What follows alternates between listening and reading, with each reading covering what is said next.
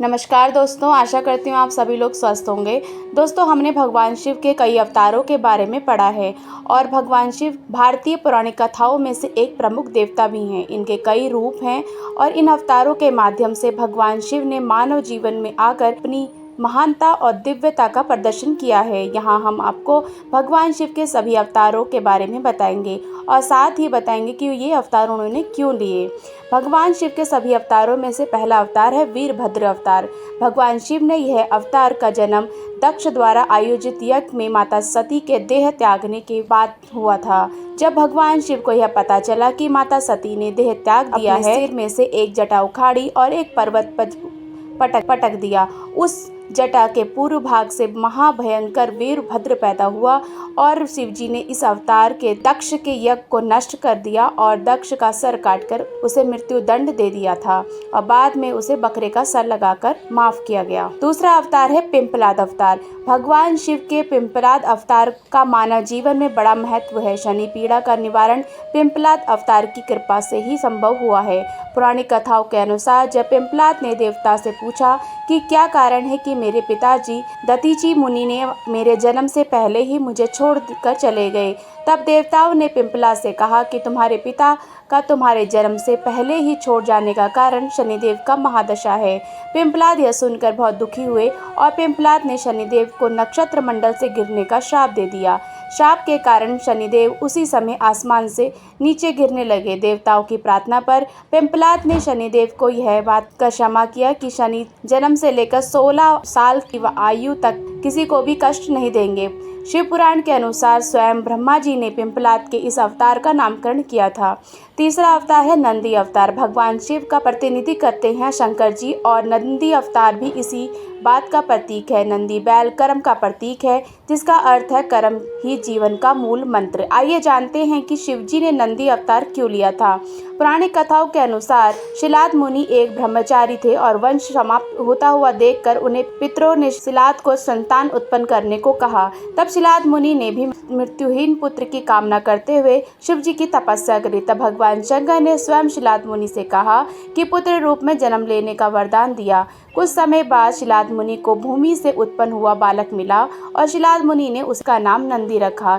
भगवान शिव ने नंदी को अपना गणाधीश बनाया और जिसे नंदेश्वर कहा जाता है। चौथा अवतार है भैरव अवतार। शिव महापुराण में भैरव अवतार का शिव का पूर्ण अवतार बताया जाता है। एक बार शिव जी की माया से प्रभावित होकर ब्रह्मा और विष्णु स्वयं ही श्रेष्ठ मानने लगे।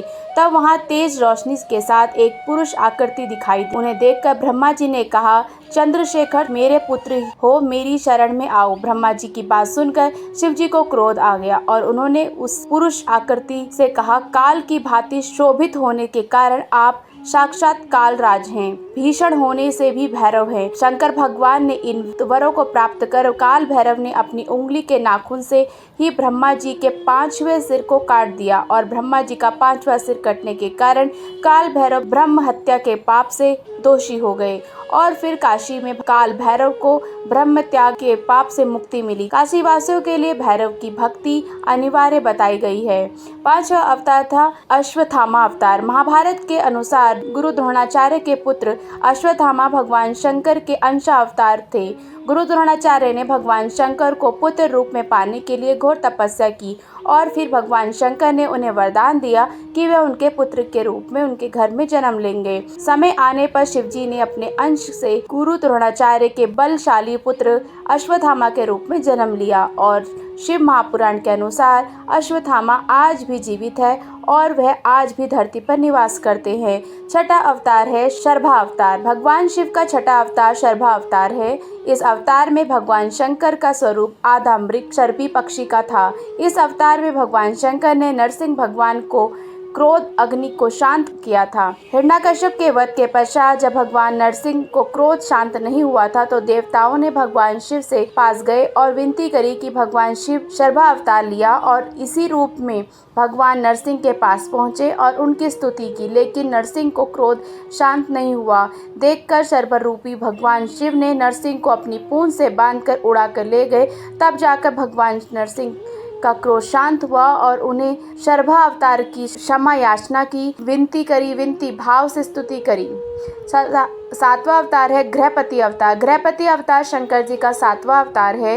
पुरानी कथाओं के अनुसार नर्मदा के तट पर धर्मपुर नामक एक नगर था। वहाँ विश्वनागर नामक एक मुनि और उसकी पत्नी सुचिस्मृति रहती थी। सुचिस्मृति बहुत साल तक निसंतान रहने पर एक दिन अपने पति के सामने शिव के सामने संतान प्राप्ति की इच्छा रखी। पत्नी की इच्छा को पूरा करने के लिए मुनि विश्वनाथ काशी आ गए और वहाँ घोर तपस्या कर भगवान शिवलिंग की आराधना की।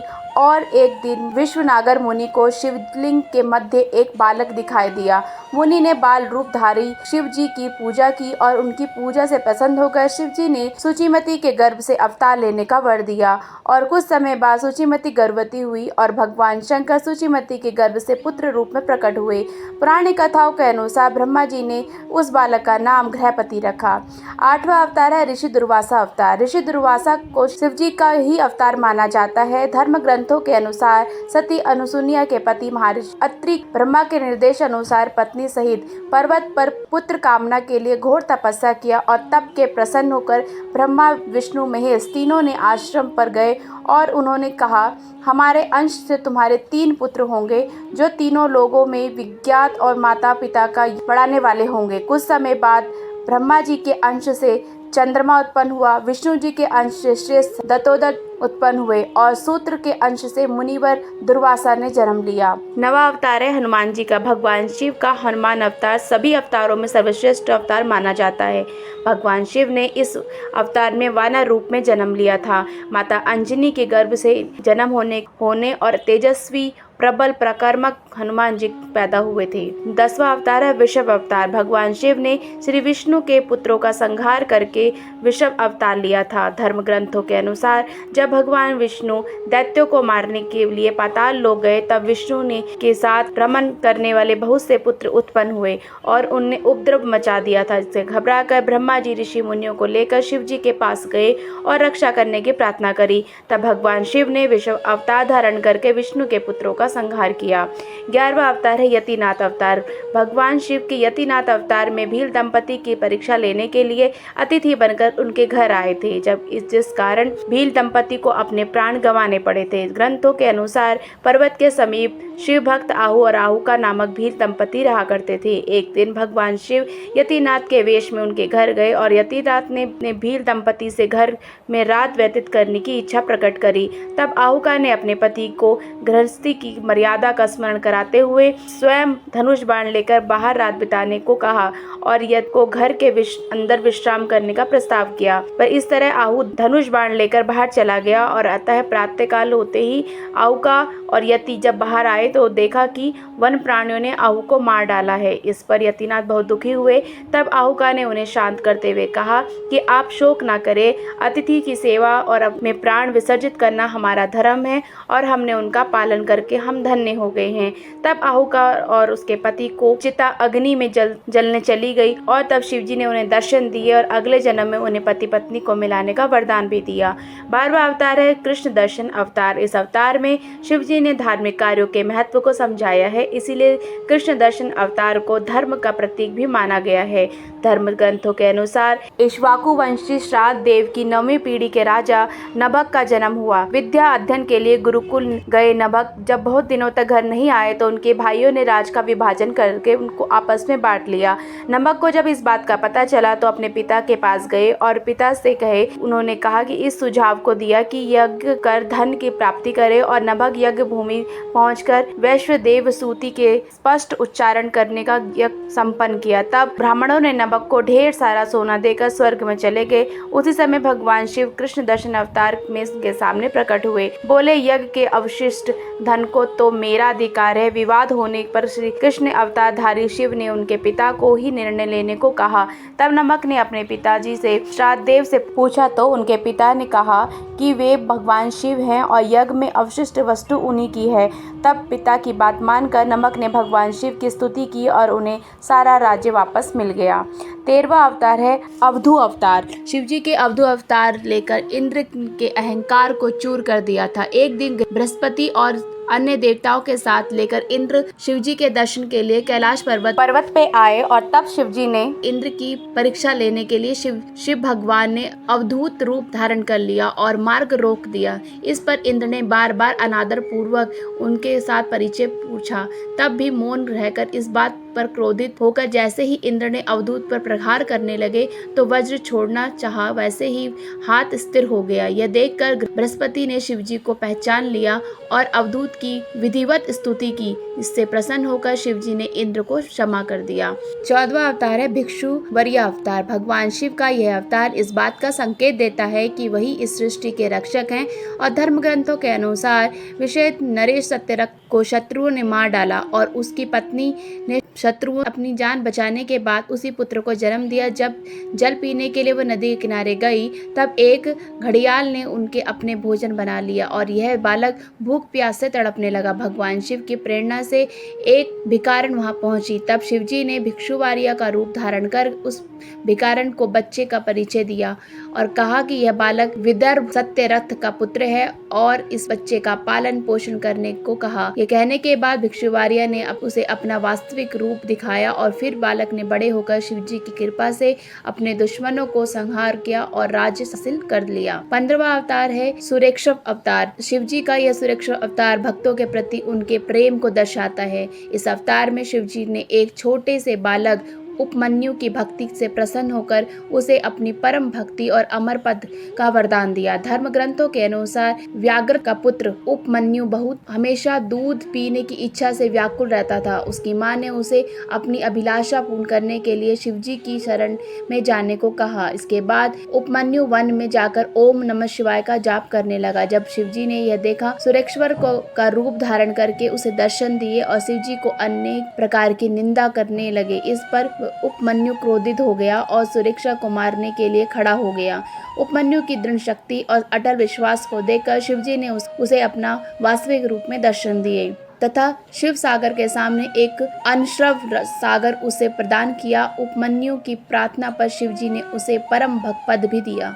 16वां अवतार कितारेश्वर अवतार। कितारेश्वर अवतार भगवान शिव ने अर्जुन के वीर की परीक्षा लेने के लिए की थी। महाभारत के अनुसार वनवास में जब अर्जुन भगवान शिव को प्रसन्न करने के लिए तपस्या कर रहे थे, तभी दुर्योधन द्वारा भेजा गया दैत्य अर्जुन को मारने के लिए सुअर का रूप धारण कर वहां पहुंचा। अर्जुन ने सुअर पर अपने प्राण के प्रहार किया। भगवान शिव ने भी कितारेश्वर रूप में उपस्थित होकर उसे सुअर पर बाण चलाया। शिव की माया के कारण अर्जुन उन्हें पहचान नहीं पाया और सुअर का वध उनके बाण से हुआ है, यह कहने लगे। इस बात पर दोनों का विवाद हो गया। अर्जुन ने कितारेश्वर रूपी शिव जी भगवान से युद्ध किया और अर्जुन की वीरता को देखकर शिव भगवान अर्जुन से प्रसन्न हो गए और उन्होंने वास्तविक रूप में आकर अर्जुन को कौरवों पर विजय प्राप्त करने का आशीर्वाद दिया।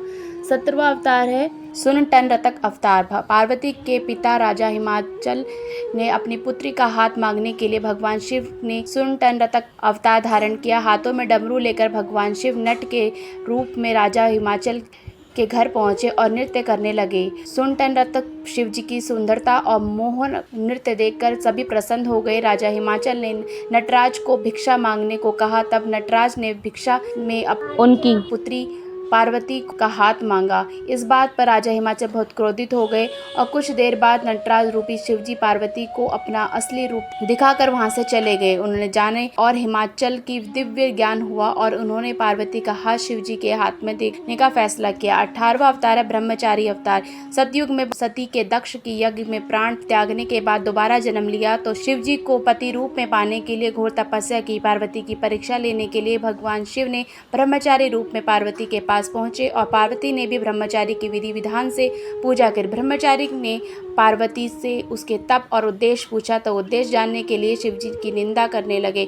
शिवजी की निंदा सुनकर पार्वती क्रोधित हो गई और फिर पार्वती ने भक्ति और प्रेम को देखकर ब्रह्मचारी अपने शिव रूप में आ गए। यह देखकर माता पार्वती अति प्रसन्न हुई। 19वां अवतार है यक्षेश्वर अवतार। धार्मिक ग्रंथों के अनुसार देवताओं और असुरों द्वारा किए गए समुद्र मंथन के दौरान जब भयंकर विष निकला तब शिवजी ने उस विष को धारण कर लिया, उनके कंठ में रोक दिया था। इसके बाद उनमें अमृत कलश निकला। अमृत पान करने के लिए जब सभी देवता अमृत को गए तो साथ ही उनके इस बात का अभिमान भी आ गया कि सबसे बलशाली हैं। फिर शिवजी ने सभी देवताओं को अभिमान तोड़ने के लिए यक्षेश्वर रूप धारण किया।